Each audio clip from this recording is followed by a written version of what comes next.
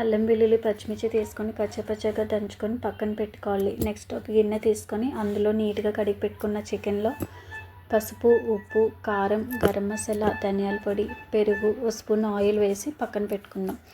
Next ఒక కడాయి తీసుకొని అందులో 2 స్పూన్స్ గీ వేసుకొని వేడెక్కాక చూపించినవన్నీ వేసుకొని బాగా కలిపి మూత పెట్టి వేగాక చికెన్ పీసెస్ వేసుకొని వాటర్ ఇంకేంత వరకు ఉడికించుకోవాలి. నెక్స్ట్ ఒక స్పూన్ గరం మసాలా వేసి కలుపుకొని 2 గ్లాసెస్ నార్మల్ రైస్కి 4.5 గ్లాసెస్ వాటర్ వేసుకొని మూత పెట్టి వెసర తెల్లకాగినప్పుడు రైస్ వేసుకొని మూత పెట్టి కాసేపు అయ్యాక ఒక చెక్క నిమ్మరసం వేసుకొని మధ్య మధ్యలో కలుపుతూ ఉడికించుకోవాలి. లాస్ట్లో స్టవ్ ఆపేసి మూత పెట్టి దానిపైన బరువు పెట్టి 10 మినిట్స్ ఉంచి తర్వాత సర్వ్ చేసుకుంటే టేస్ట్ సూపర్ ఉంటుంది. ట్రై చేసి ఎలా ఉందో కామెంట్ చేయండి. Please subscribe. Thanks for watching.